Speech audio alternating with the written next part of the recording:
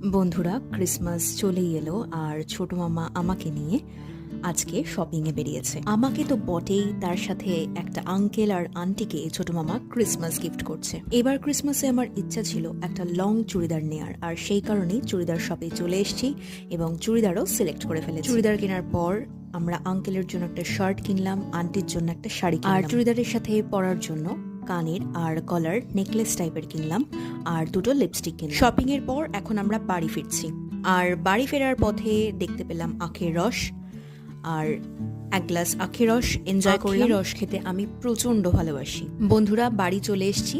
এবার আমি তোমাদেরকে দেখাচ্ছি এই চুড়িদারটা কিনেছি আমি আমার জন্য, আর এই শাড়িটা আন্টির জন্যে, আর এই শার্টটা হচ্ছে আঙ্কেলের। এই হলো আমার কানের গলার সেট আর দুটো লিপস্টিক। তো আজকের ভিডিওটা এইটুকুই। ভিডিওটা কেমন লাগলো অবশ্যই কমেন্টে জানাবেন। সবাই ভালো থাকবেন, সুস্থ থাকবেন।